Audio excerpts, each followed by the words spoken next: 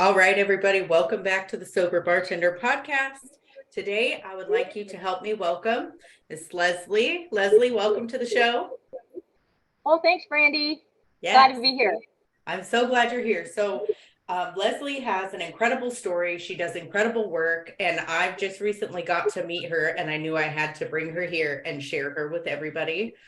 So, Leslie, do you want to start with like what you do now? Do you want to start with where you've been? Well, I was born at a very young age. Here's Okay. how it started. Well, currently, I am a recovery coach at the Council on Alcohol and Drug Abuse, Coastal Bend.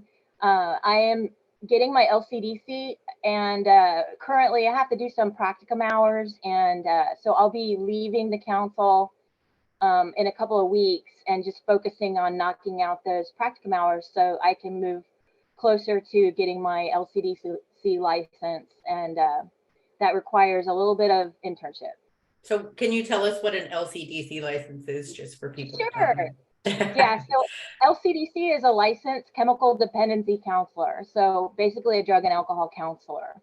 Um, and so an LCDC is the only counselor's license you can get in Texas without a master's degree. And the reason for that is because they find that alcoholics and addicts do better with other alcoholics and addicts. So they made the program a little bit different. You can get an associate's in addiction studies, and then when you graduate, you have to do 4,000 hours of internship. So that's kind of in lieu of going on for your master's. You can also go ahead and get a master's, and then you don't have to do your internship. But actually, when you do graduate in the addiction studies program, you're allowed to with that diploma, you can then turn around and apply with the Texas State Board, and then you're an LCDC-I, which is LCDC intern. It's a paid internship, and then you actually work in a clinical setting to knock out those 4,000 hours, and then you take the state exam. 4,000 hours. Well, I mean, it sounds like a lot, but if you break it down, if you work a 40-hour week, it's a 1 year. So Yeah, I guess that, yeah. And one day at a time, right? one day at a time. Because I still have that brain to where I'm like, oh God, you've got to do 4,000 hours. But I'm like, well, you just do 1 hour at a time, one day at a time. And Yeah. either way, you're on the road to doing what you want to do. And this matters. Right. This matters to you. Correct. It sure does. Yes, it does. So we talked previously, and you kind of told me like this fulfills a need, like this fills a need that you found yourself needing at one point. Right. So I guess I'll go. I guess I'll tell you my story, and Please. kind of what brought me to where I am today. Okay. So I'm the youngest of 12 kids. I'm from San Antonio, big Catholic family, and alcoholism definitely has been present in my family. I lost a brother in 2013, and then my oldest brother has been sober since I was little. For me, I had a pretty normal upbringing, a pretty normal childhood, good parents, went to a private school, was relatively popular in high school. I was involved with a lot of activities, but I realized that I was gay. And so my family wasn't having that. And that paired with my sister was murdered, and it was horrible. So our family really wasn't ready for that, and it really shocked my parents. And so my parents were kind of in a funk, and here I am trying to be who I'm going to be, and they weren't having it. And I started drinking, and it made me forget about how sad I was.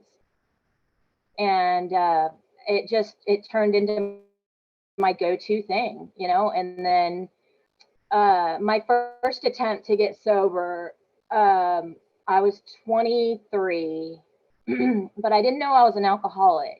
I just thought I needed to grow up. And so I joined the Air Force. Mm.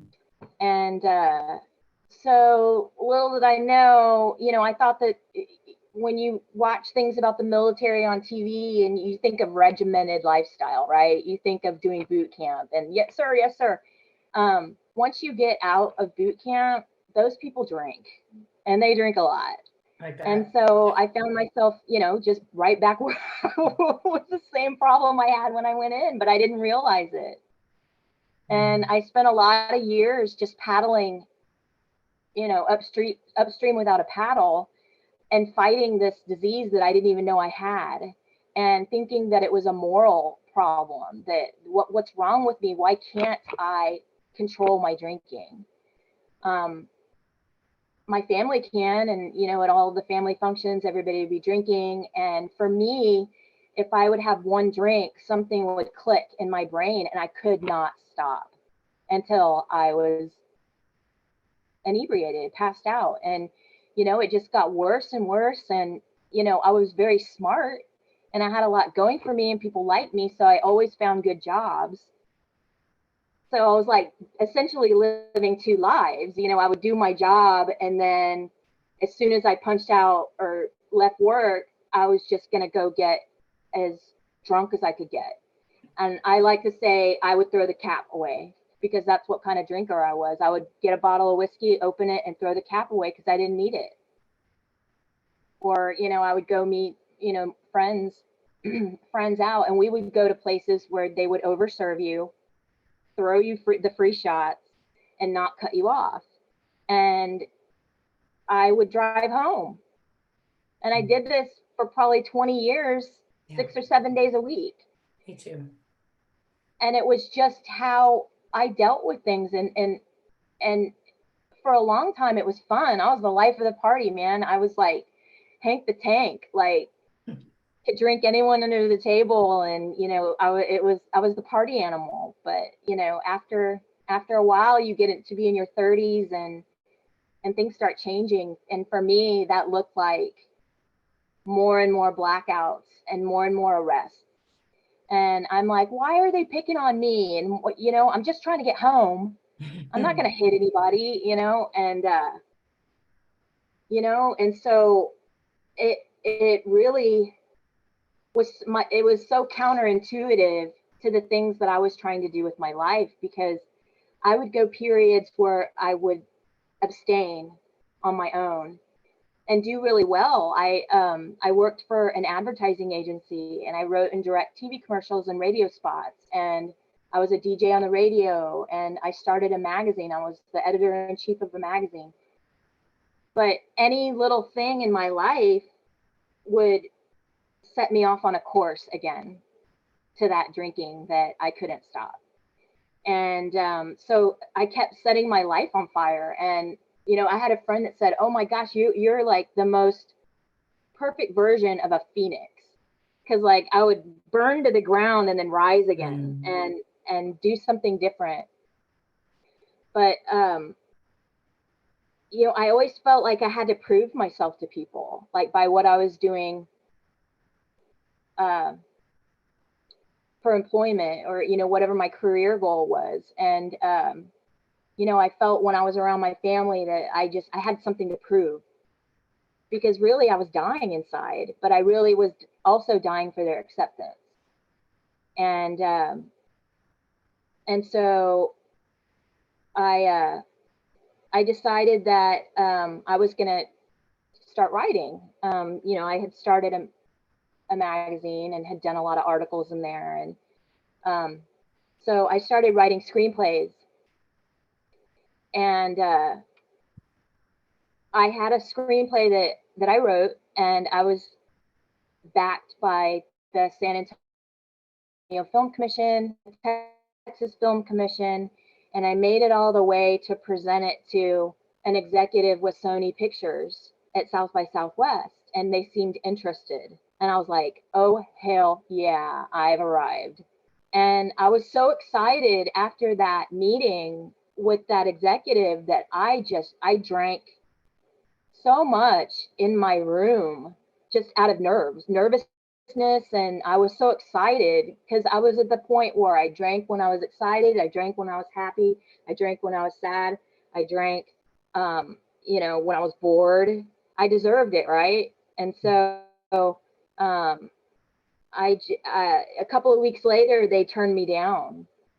And instead of going, wow, I'm a pretty new screenplay writer, and I had the opportunity to pitch something I wrote to Sony Pictures, and that's pretty cool. Like, keep going. You're doing something right. Instead of thinking like healthy like that and being positive, I let it spiral me back into another vendor. And so at this point, I was just spiraling downward, and I was on probation for my third DWI. And I went out after work and just did a bunch of things I shouldn't have done. I overconsumed, I blacked out, and I drove home. And I hit 2 parked cars in my neighborhood, and I went and tried to hide. Like, my thinking was, I'm going to go drive way back into my neighborhood and park my parallel park somewhere and wait, sleep it off, and then, call my insurance company tomorrow. And then that way the police won't be called. I won't get a 4th DWI. Which amazes me that I could think that way, as drunk as I was. But that was my plan. It didn't go too well. There was a lady that followed me, and she said, I saw what you did. And I got out and got mad at her, and I started punching her car. And I punched the whole front bumper off of her Lexus and broke my arm. And when EMS showed up, I hit that guy. So when I woke up in jail again, I was looking at 2 misdemeanors for the cars I hit, a DWI 4, and an assault on a peace officer. And I just looked in the mirror. In jail, there's that scratchy, metal, doesn't really resemble a mirror, but I looked at that and I didn't know who I was anymore, and I didn't remember any of it. I had to read it off the police report. And I just saw, how sad it made my mom. My mom was my enabler, but she just did it because she loved me so much, and so once I got bonded out, they weren't going to bond me out. I was being held without a bond, actually, but they got me out, and, I was just so low. I had never felt so low and ashamed, hopeless. And I told my mom, I said, I promise you I'll never touch a drop of alcohol again in my life.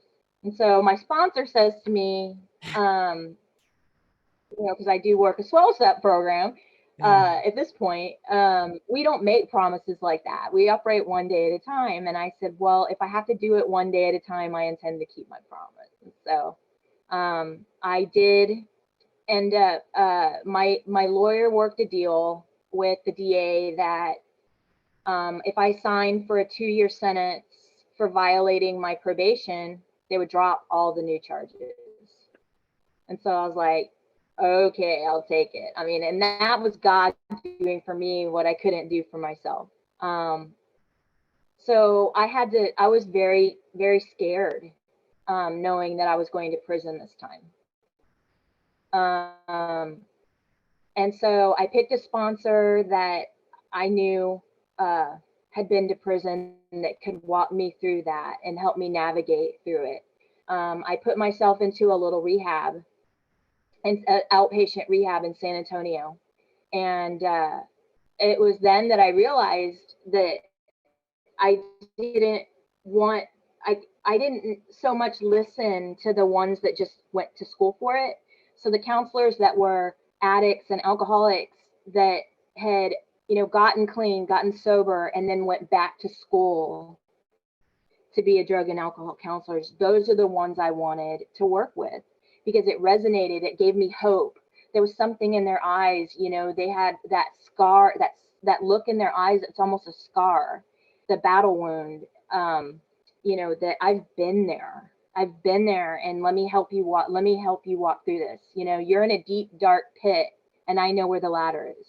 And so I put all of my faith and trust into my higher power and into this new way of living that was shutting up and taking some suggestions and doing the next right thing. And above all, just getting real honest with myself.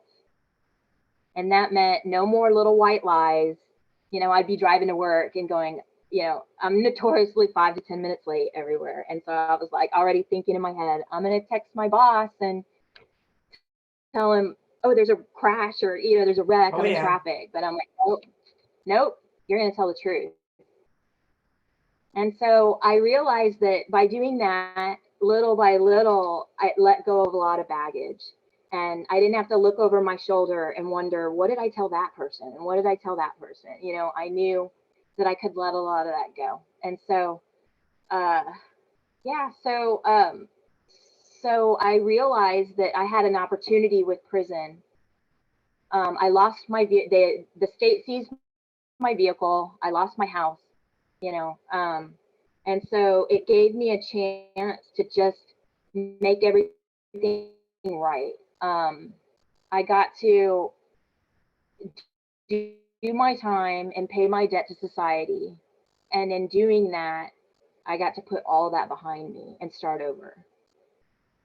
And so essentially it let me kind of start off with a clean slate. And I like to say, God really shook up my snow globe because while I was in prison, that's when I lost everything, including my mother.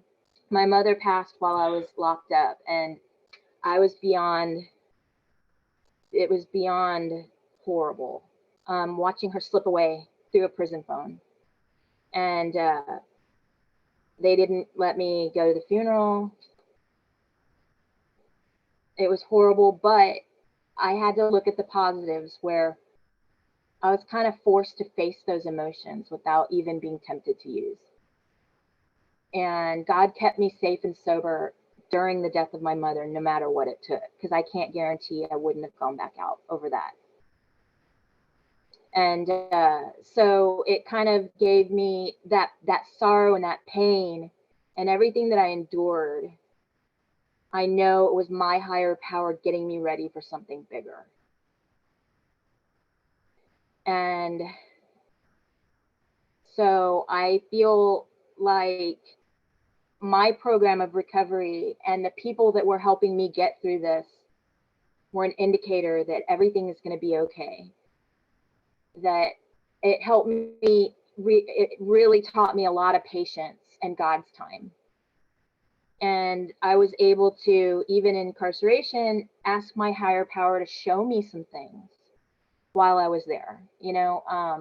And I talked to people and I talked to women. They stopped having meetings in there because of COVID. And so I started having little meetings in our dorm with maybe just 4 people. I asked my sponsor to send me a format for a meeting and some materials. And we would just have a little meeting every night with like maybe 3 or 4 people. And so I got to meet a lot of people and realize that there's so many people that are just getting locked up that aren't getting the tools that they need when they get out. And so that's, you know, when I realized that I wanted to do some work in prisons. I would like to work in some of the prison rehabilitation programs and offer those women the hope that they so need, and just even any kind of tool. You never know when you're going to plant the seed of recovery in somebody. So so that's my thing. I'm doing my LCDC. I'm done with all my classes. I just have to do my practicums and my internship, and that's where I am today. That's incredible. Like so much, so much loss and so much pain. And then right at the time where you're just getting a little piece of getting to know who you are, and then not being able to like even step into that. I feel like your story, especially the piece of you going to prison, um, I hear so many people that don't want to face what they have. They feel like prison is like their death sentence, like that's the end of the road. And I've found that the women I've talked to that have had to go to prison have been like it changed everything, like being able to face it. Like sometimes that's where they get sober, sometimes that's where Yeah. you can't go and you can't, you can't use, and you're protected from yourself. And it's just a matter of, like you said, having the tools and having the resources to be able to turn that into something positive and be able to, take that into your life when you leave. If you introduce people while they're still a captive audience, if you introduce them to the recovery lifestyle, they may it's scary at first. I know it's scary at first. I denied it for so long that I had a problem. I ran from it. I tried any which way to define myself other than alcoholic or drug addict. And it's scary. When you go to your first meeting and they're using this different language that just sounds different. And, you know, um, being forced to go by probation, you're like, you've got your defenses up, and but when you have a captive audience, like people that are incarcerated, um, you can start introducing them to the lingo and that hope and that zeal, I guess, that goes with being happy, joyous, and free. You know, showing people I'm proof that recovery works, and I'm happy, and I have a life worth living today. But here's how I did it. And so, giving them any kind of hope, any kind of lingo, introducing them to the lifestyle of recovery of someone that actually has a life worth living, that enjoys life today, and that recovery is possible, and you don't have to give up, those things. You just have to let go of, some of those um, behaviors that keep bringing people back Yeah. into that cycle.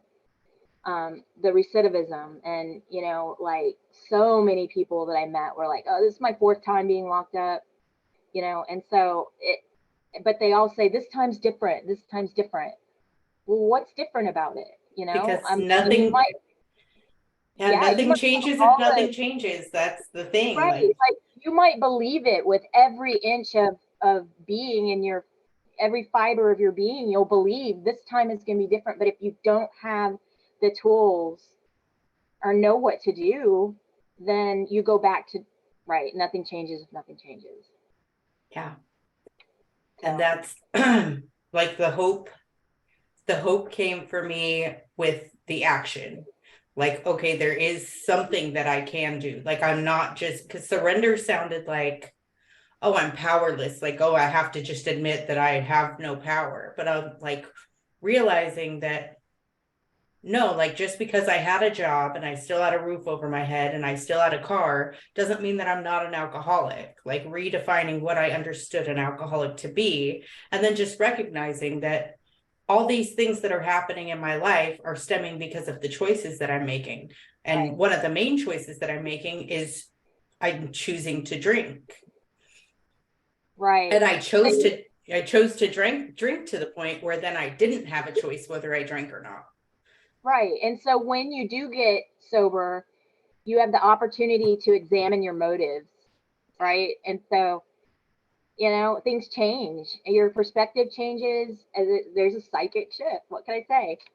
Yeah. And it's hard to explain. And that's why we have to just live it out and like be the example of what recovery looks like. Right. And for me, I'm not afraid to say I'm not I know that there's a lot of different trends in recovery now. There's a lot of ways to recover. But for me, it's my higher power, who I call God, um, got me through a lot of things. And I realized that I was hurting because I was paying the consequences for my actions. But it gave me the gift of despair. So I knew how bad it could feel. And since I know how bad it can be, now I know the total opposite about how good it can be. And I appreciate that. And I appreciate the things that you can do in recovery. Helping people, to me, is more, I get more of a high from helping people today than any drug or alcohol ever gave me. And a sense of peace. And I believe my God of my understanding is love. And, uh, you know, God is love. And to me, every morning when I say my little morning prayers, I ask God, please make me a big ball of bright, shiny light that can help people today. And let your love shine through me. And so that being said, when I was in the cups, when I was drinking, I held my head down. I didn't look at people in the eye. There was only this much room in my life for people.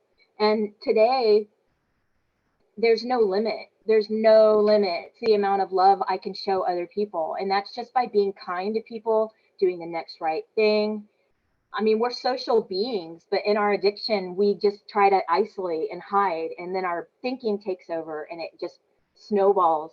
But in recovery, it teaches us to help other people, to talk to other people, to be human again. And that's a beautiful thing when you can just enjoy other people again. And part of that is helping, part of that is having boundaries, part of that is having healthy relationships, and just extending ourselves to other people, Yes. how I do it. And I learned all of those things in taking the 12 steps. Right. Like it took a relapse for me to I was desperate when I first got sober. Like I needed a medical detox. Like I was physically addicted to alcohol, and it took 11 months for me to think that I could safely drink again. Right.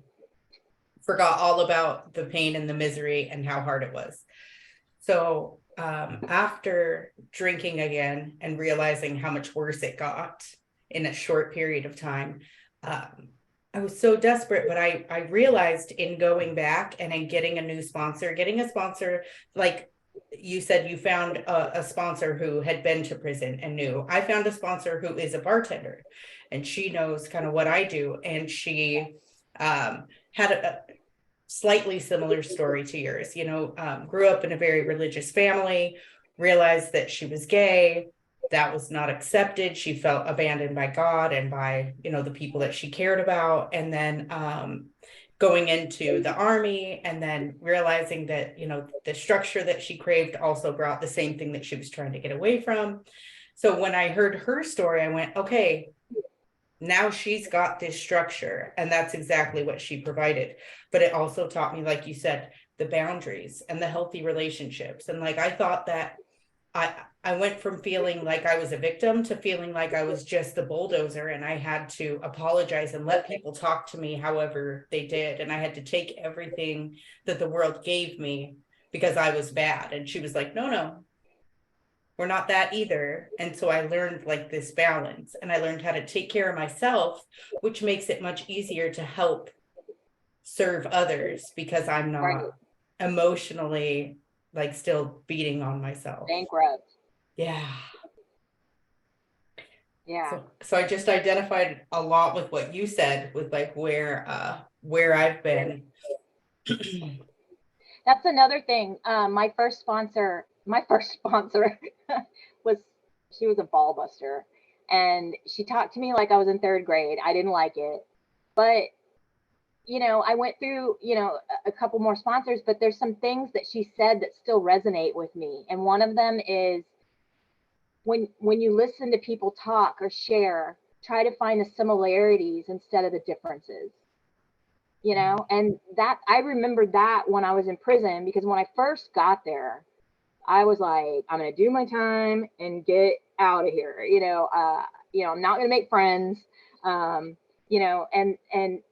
after a little while, that what she said, I could hear it playing like a tape in my head. If you find the similarities instead of the differences, then you're the human nature. That's the human nature of things, right? Mm-hmm. And you can relate to people. And so I guess I let that guard down, and I met some people that said very powerful things to me, and it was God moments. Like this one woman said to me, I feel like God needed me to meet you today and talk to you today. Or you've given me a completely different outlook on my addiction. Or just even being in the worst of circumstances and still being of service, got me through that, and in my darkest days, I went through some hell in there, losing my mom, and then even my cat died. And I was just like, what else? I only got locked up for 11 months, and God shook up my snow globe. But it wasn't, every day I would be miserable and sad that my mom died. And I would ask God, please today, can you just give me one little bit of joy? And there would be nothing. And then the next day, God, please just give me a little bit of joy. And there would be nothing. So it wasn't until I asked God to please today give me some acceptance that things started to change for me. And that's when I realized God didn't put me in prison. I put me in prison, but God's going to get me through it. God doesn't do things to you. You're not punished for, we're punished by the state, yes, but God's going to get you through it. Yes. Correct. But there's also when you put your faith in God, you can grow. Right? You can grow from your mistakes and learn something. And like I said, I came out of that whole situation just with the outlook that, I went through this pain and this super hard circumstance so that I could prepare myself for something bigger. And now you get to live that. Right. And, I look at it as a blessing. More than anything. I get to put my whole past behind me and, I got to move down here to the coast with my oldest brother and, be by the water. And, I do grounding things today, take my shoes off and walk in the sand on the shore and look at how beautiful the world is today. Yeah. And I feel like those are not things that we were able to do. Like I didn't have the capacity for those things. No. I had a big empty hole in my heart that I had to fill with chemicals and poison. The God-sized hole. Yeah. Yes, ma'am. Yeah. I had it too. Yep. And yeah, you said something that I really try to echo to people, and it's not because I try to push, but in taking accountability for my actions and not feeling like I was a victim and God wasn't punishing me, but I was choosing these things, gave me the power. I get to choose. Like I live in God's world and God gave me choice. And so every single day I get to choose. And that gives me like such a feeling of freedom because like I choose to rely on God to keep me sober today. Like I choose to be in recovery. I don't choose to pick up a drink. I can be around alcohol. I can be around situations and I can choose to leave if I'm uncomfortable. I can choose to listen to my internal, like my intuition and my internal messages that tell me whether a place is good for me or not.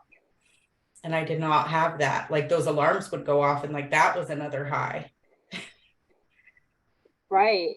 another something that you just said resonated with me also, because now that I've been in school to be a counselor, I've had to take a lot of like pharmacology classes, right? And so they're teaching us about the brain and about the body and how the body metabolizes certain things, and the routes of administration and the half-lives. And I'm realizing we've had a lot of I've done a lot of study on the brain, and how intricate our brain and our body is a miracle. I mean, our brain is like, it's like a computer made of meat, and we're it's got this thing called the blood brain barrier that protects it from poison and substances that can harm it. But we keep putting this in our body and knowing full well it's going to our brain. And like, are we asking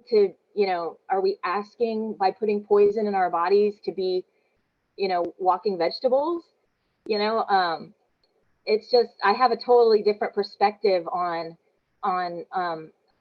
mind altering substances now, because I know today I appreciate my body and my brain and what it does and what a miracle it is. And I choose not to use substances for that reason also, because I respect the vessel that God gave me to carry through this life. And I respect it. And so, like, there's all kinds of different philosophies that I have on sobriety today, that all make sense. They all make sense.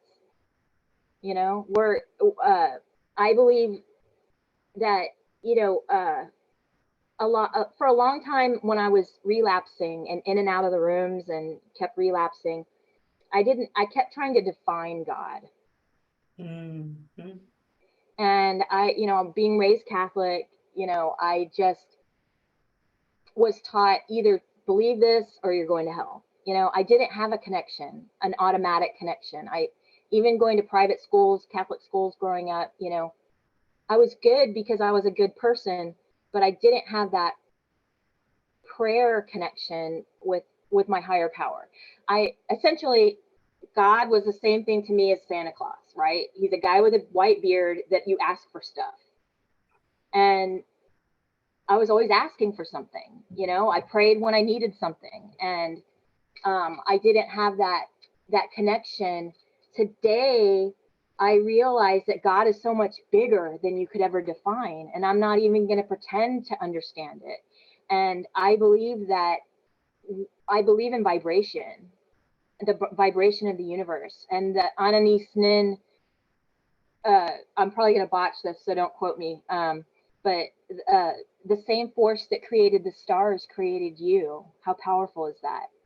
And that being said, everything in the universe is operating on a vibrational frequency. And when we can quiet all the other things down in our life and focus on that, that's when we can connect and really feel that spiritual connection, and feel how connected we are, and what our purpose is. When people find their purpose, things change.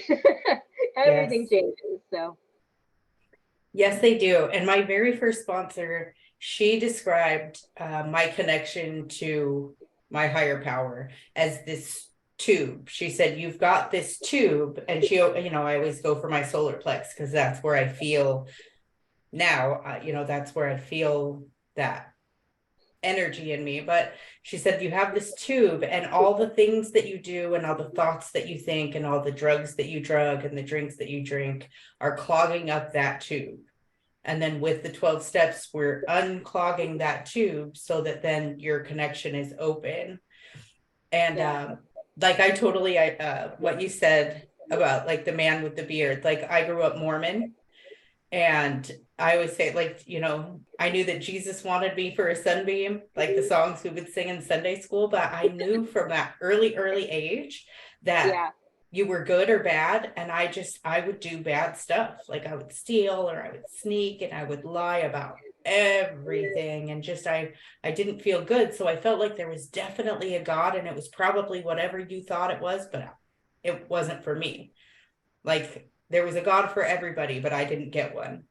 Right. And so carrying that in, like it was really neat to just strip away all of the ideas that I had and just Yeah. go, I don't know, but I'm trusting that you're there, and then letting that develop in my life.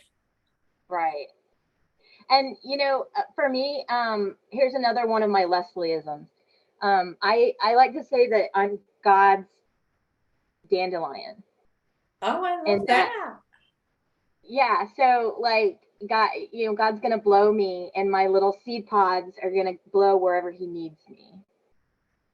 So I kind of have to stay open to that.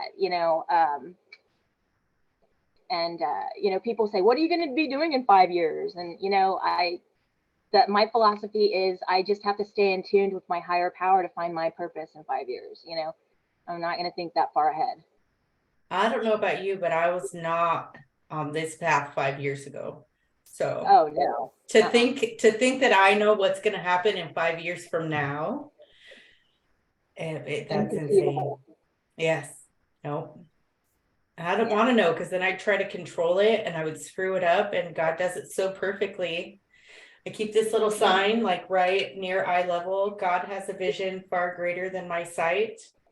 And it was like a 50-cent thing at a yard sale, but it has been the most valuable when I feel like disappointment, or I feel like things aren't going my way. I'm like, because they're not supposed to.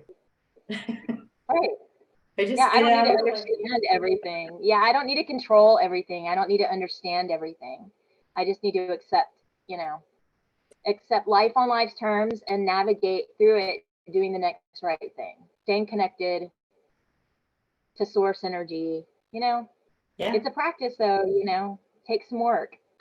Yes. And I say this often, but like in my sponsor, in our lineage, like it's really involved. Like it's 3 contacts a day. It's 11th step, you do your meditation in the morning and you journal, and then that goes from sponsor to sponsee. Mm-hmm. And then you do either a check-in call or text daily, not with what you're doing, but how you're doing. And then every night we use the My Spiritual Toolkit.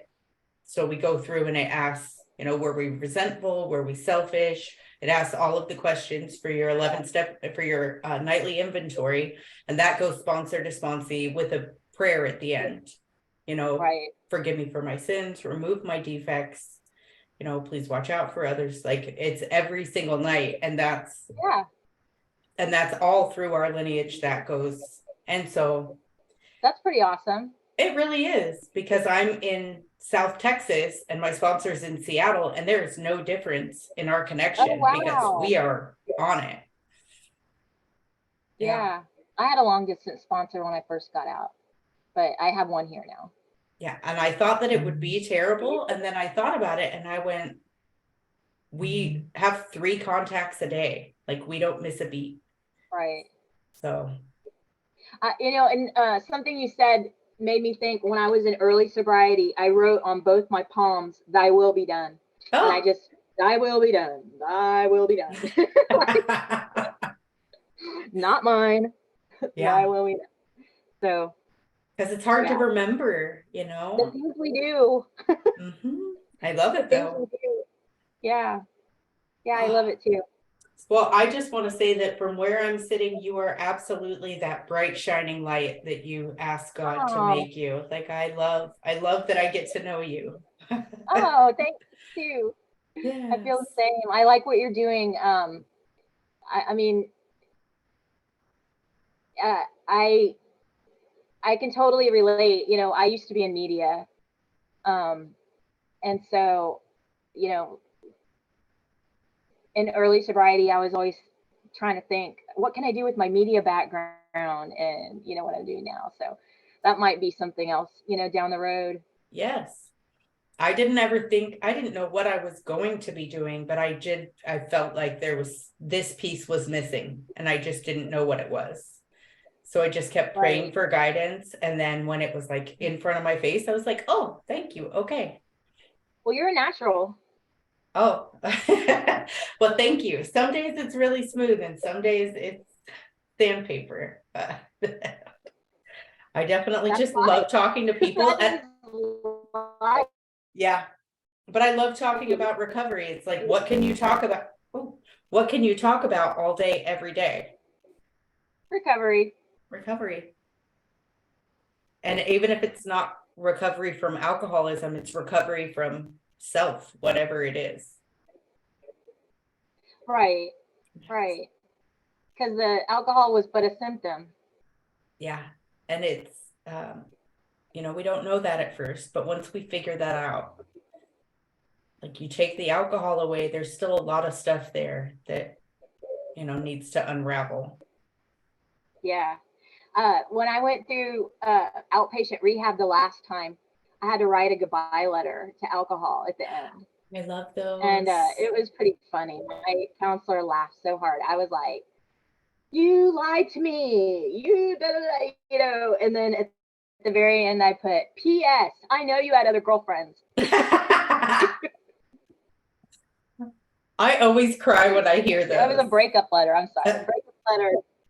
Yeah. I love it. Because it's true. We have that relationship. We're closer to our alcohol than anyone. Well, it's comfort. It was the comfort that I needed. I could always turn to it until it turned on me. Yep. Me too.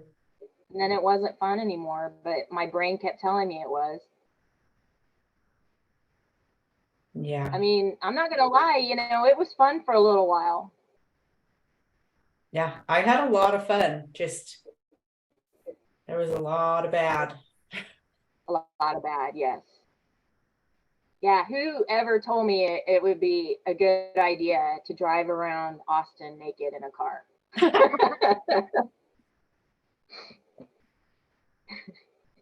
The things we do. Yeah. Seemed like a good idea at the time. I bet. I'm sure I would have thought that was a good idea at once too. Yeah, I don't do that today sober. So no. Yeah, I've learned a few things. It is wonderful. I'm so glad that you came on here and talked to us. I love what you're doing. I can't wait to follow your career, and hopefully if you do get a podcast going, that I can jump on there with you. Yeah. I don't know if I would do a podcast. I was thinking about maybe some self-help books or maybe some kind of documentary. I'm not sure. It hasn't hit me yet, but so we'll see. That's all right. When God brings the inspiration, I hope my mind is open. I hear you. Oh, all right. Well, I will wrap it up. Okay, so thank you again, Leslie. You're welcome. All right.